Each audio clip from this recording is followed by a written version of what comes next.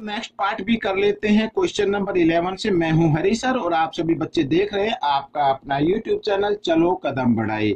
जी यहाँ ये क्वेश्चन है स्टेट लेवल में पूछे गए थे लास्ट ईयर, तो क्लास 7 और क्लास 8 के क्वेश्चन है। तो 7 और क्लास 8 के बच्चे जरा इनको जरा ध्यान से देखिए, ज्यादा से ज्यादा प्रैक्टिस कीजिए। और इतना ही नहीं कि आप सोचे कि ये क्विज में आएंगे, जी आपके ये एग्जाम में भी आ सकते हैं, तो आप इनकी प्रैक्टिस जरूर कीजिए, आपके एग्जाम में भी आ सकते हैं।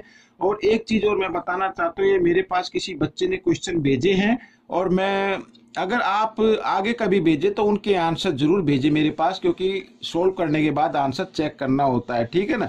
अब देखो बच्चों, यहाँ पर करने के लिए हम चलते हैं। अब लिखा है 1/5, तो 1/5 लिखेंगे। ऑफ के लिए मल्टीप्लाई का साइन लगाना और सेंचुरी, सेंचुरी लिखा है, इधर मंथ लिखा है। सेंचुरी होता है बट बच्चों 100 ईयर हो जाते तो सेंचुरी बोलते हैं, ठीक है। तो सेंचुरी की जगह हमें क्या लिखना है, 100 लिखना है। और आइए इसको कैंसिल, यहाँ पर लिखा है और मंथ बताने कितने होते हैं, ठीक है ना, मंथ। तो कैंसिल कर देते हैं बच्चों, यहाँ पर 5 2 जा 10 और 21 जा 20, तो ये 20 ईयर हो गई बच्चों। अब क्या हो गई, ये 100 ईयर का क्या होता है, सेंचुरी होता है। तो यहाँ पर मैं लिख देता हूँ 100 ईयर, ठीक है, ईयर्स इक्वल होता है सेंचुरी के। तो यहाँ पर ये आप समझ ले, जगह कम है, ये सेंचुरी, ठीक है। तो 20 ईयर्स हो गए बच्चों। यहाँ पर 20 ईयर्स में कितने मंथ होते हैं ये हमें बताना है। 1 ईयर में कितने होते हैं बच्चों, 1 ईयर में होते हैं कितने मंथ्स, 12। तो 20 में कितने हो गए, 12 को 20 से मल्टीप्लाई कर दो, तो 12 2 जा कितना होता है, 24 होता है बच्चों। ये आ गया 240 मंथ्स हो गए बच्चों 20 ईयर में, ठीक है। तो बच्चों ये क्वेश्चन भी आपका सॉल्व हो गया है। और आइए करते हैं नेक्स्ट क्वेश्चन। अब देखो यहाँ पर, अब मैंने आपको कई बार बताया है बच्चों, पहले ब्रैकेट को सोल्व करना है कि अगर पावर नेगेटिव फॉर्म में है उसकी पावर को पॉजिटिव फॉर्म में बनाना है, तो आप जो फ्रैक्शन है, जो बेस है, उस संख्या का रेसिप्रोकल आप कर दीजिए। यानी 2 को ऊपर लिखिए, 3 के नीचे माइनस का साइन ऊपर ही रहने दीजिए। और इस तरीके से ये पावर अब हो गई प्लस में, ठीक है। और यहाँ पर क्या है, 2 है, ये मल्टीप्लाई की फॉर्म में। आइए करते हैं आगे। तो ये 2 तो लिख लेते हैं मल्टीप्लाई, 2 को 2 टाइम्स मल्टीप्लाई करें तो 4 आ जाएगा, ठीक है। और माइनस को 2 टाइम्स मल्टीप्लाई करें तो प्लस का हो जाएगा, ये भी ध्यान रखना है। -2 × -2, ठीक है, 2 2 जा 4 और माइनस माइनस से साइन कट जाता है। 3 को भी 2 टाइम्स मल्टीप्लाई करना है तो कितना आ जाता है बच्चों, 9 आ गया। तो यहाँ पर 2 4 जा कितना होता है, 8 8/9 is the answer of this question. आइए करते हैं क्वेश्चन नंबर 13। तो क्वेश्चन नंबर 13 भी बहुत ही इजी है। अब यहाँ पर बच्चों ये तो आपको मालूम है 49 का स्क्वायर रूट, क्योंकि स्क्वायर रूट का साइन है, तो 49 का स्क्वायर रूट कितना होता है, 7 होता है, ठीक है, ये तो मालूम है आपको। अब यहाँ पर पूरे हम डिजिट काउंट करेंगे पॉइंट के बाद, 1 2 3 4 5 6 है बच्चों। पॉइंट के बाद 6 डिजिट है। जब हम स्क्वायर रूट निकालेंगे तो 6 का जितने डिजिट होते हैं उनका हाफ हो जाएगा, यानी 3 डिजिट के बाद डेसिमल आएगा।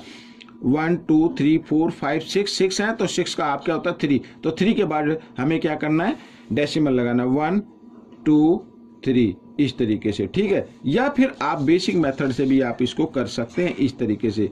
भाई यहाँ पर 49 लिखिए, ठीक है, और पॉइंट के लिए 1 लगाइए, पॉइंट के पीछे कितने डिजिट है, 6, तो 6 0 आप इधर लगा दीजिए इस तरीके से, ठीक है। तो 7, 49 का तो स्क्वायर रूट होता है 7। और यहाँ पर बच्चों आ गया 10 लाख। 10 लाख का क्या होगा, इसमें से हाफ 0 हो जाएगी, 1000 आ जाएगा ना, इस तरीके से।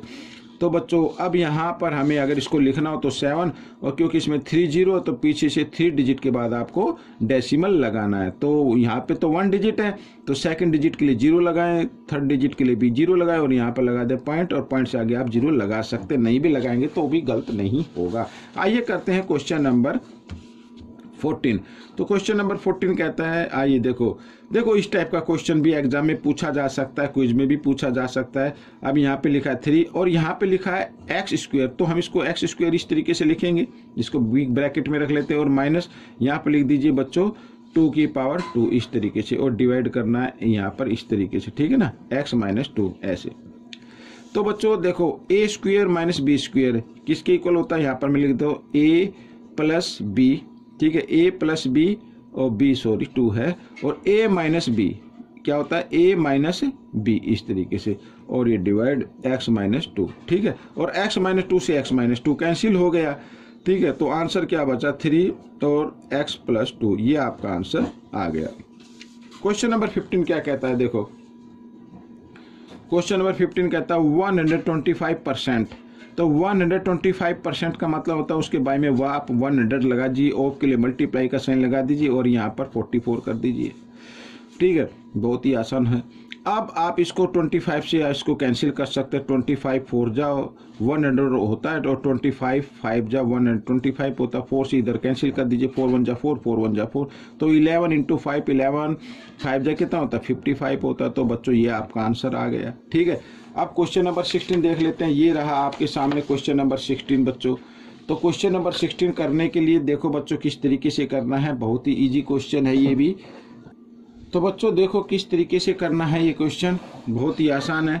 अब आपको क्या करना है, x की वैल्यू फाइंड आउट करनी है ना। तो आप ये देखो 2 की पावर 3 प्लस 2 की पावर 3 प्लस 2 की पावर 3 प्लस 2 की पावर 3 लिखा। तो आप इसमें से 2 की पावर 3 को कॉमन ले लीजिए और यहाँ पर ब्रैकेट बनाइए और यहाँ पे 1, तो यहाँ पे 1 बच गया, 1 बच गया, प्लस 1 प्लस 1 इस तरीके से बच गया, इक्वल 2 की पावर x। इस तरीके से लिख सकते हैं भाई। 2 की पावर 3 को 1 इनसे मल्टीप्लाई करें तो फिर वही नंबर आ जाएगा। ठीक है ना, तो हम लिख सकते हैं इस तरीके से। तो 2 की पावर यहाँ पे हो गया 3 और इन सबको ऐड कर दीजिए तो कितना आता है बच्चों, यहाँ पर मल्टीप्लाई का साइन लगा दे तो 4 आ जाता है। तो हम इस तरीके से लिख सकते हैं 2 की पावर x। ठीक है, आइए इधर कर लेते हैं। तो बच्चों 2 की पावर 3 और यहाँ पर 4 को लिख सकते हैं बच्चों क्या, 2 की पावर 2 लिख सकते हैं और इधर 2 की पावर x लिख सकते हैं। अब बच्चों याद कीजिए जब बेस इक्वल होते हैं बीच में मल्टीप्लाई का साइन होता है तो पावर क्या हो जाती है, ऐड हो जाती है। तो इनमें से दोनों बेस में से एक बेस लेंगे और इनकी पावर को क्या कर देते हैं, ऐड कर देते हैं। 2 प्लस 3 प्लस 2 कितना होता है 5 हो जाता है और 2 की पावर x। ठीक है, अब बच्चों देखो बेस इक्वल है, बेस क्या इक्वल है तो इसका मतलब इसकी पावर भी क्या होगी, इक्वल होगी। तो x की वैल्यू क्या आ गई, 5 आ गई। बच्चों ये क्वेश्चन आपका सोल्व हो गया है। अब बच्चों इस तरीके से देखो क्वेश्चन नंबर 17 एक ट्रायंगल दिया हुआ है। बिल्कुल डरने की जरूरत नहीं है, यहाँ पर ध्यान से देखना है। आपको सब याद होना चाहिए ट्रायंगल की प्रॉपर्टी। ट्रायंगल की प्रॉपर्टीज कहती हैं कि sum of 3 angles of triangle is equal to 180। तो इनको हम 180 के इक्वल रख लेते हैं। तो 65 प्लस 45, ठीक है यहाँ पर, और plus 3x plus 4 equal to 180 के इक्वल रख लिया हमने। इधर तो 3x रह गया और यहाँ पर सबको ऐड कीजिए, कितना आता है बच्चों देखो 45 और ये 65, 5 और 5 10 और 4 14।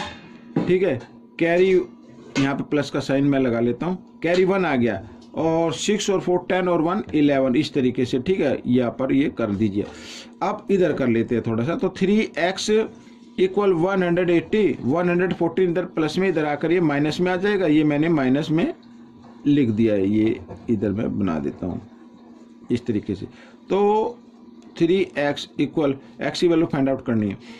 तो अब 180 में से 114 माइनस कर दीजिए, 10 में से 4 माइनस करेंगे 6, यहाँ पे रह गया 7, 7 में से 1 माइनस किया तो आ गया 6। ठीक है, तो 1 में से 1 गई 0, तो ये आ गया बच्चों। अब 3 से कैंसिल कर दिए, 3 1 जा 3 और 3 2 जा 6, 3 2 जा 6, तो x की वैल्यू क्या आ गई 22 आ गई बच्चों। ठीक है, हो गया ये भी क्वेश्चन। आइए करते हैं क्वेश्चन नंबर 18। तो 18 को करने से पहले बच्चों यहाँ पर देखा कि ब्रैकेट गिवन है और ब्रैकेट के अंदर 2 फ्रैक्शन है, बीच में प्लस का साइन है। तो आपको एलसीएम लेके बच्चों इनको ऐड करना पड़ेगा। 4 और 8 का जब हम एलसीएम लेंगे तो आ जाएगा बच्चों 8 आ जाएगा। ठीक है, और 8 को 4 से क्या करना है, डिवाइड कर देना। 4 की टेबल लेनी है।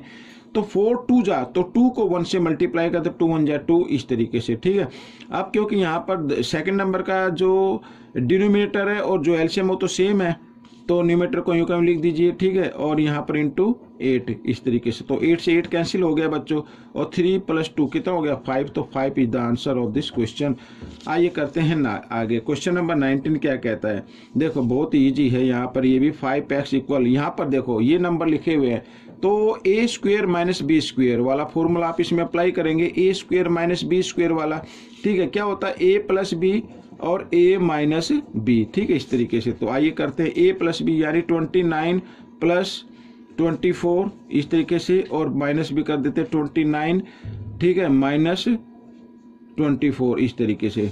तो ऐड किया तो यहाँ पर मैं 5x लिख लेता हूँ और 9 और 4 कितना होता है बच्चों 13, 2 और 2 4 और 1 5, और इधर ये 29 में से 24 माइनस करें तो 5 आ जाएगा। 5 से 5 कैंसिल हो गया, तो x की वैल्यू क्या आ गई बच्चों 53 आ गई। ठीक है, आइए करते हैं क्वेश्चन नंबर 20, लास्ट क्वेश्चन है।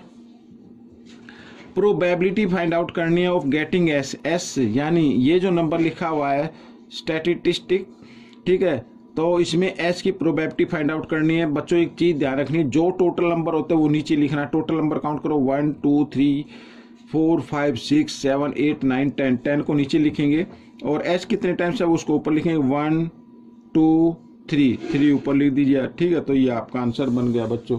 तो देखो इतने आसान क्वेश्चन है, मुश्किल नहीं है, आपको सिर्फ करना है प्रैक्टिस। प्रैक्टिस ही, मैं ये कह रहा था कि ऐसा कोई क्वेश्चन नहीं है जिसको आप सोल्व ना कर सके, ठीक है। तो आप इसको सोल्व कीजिए, ज्यादा से ज्यादा प्रैक्टिस कीजिए और अच्छे मार्क्स लेके आइए। मिलेंगे नेक्स्ट पार्ट में, टिल देन थैंक यू।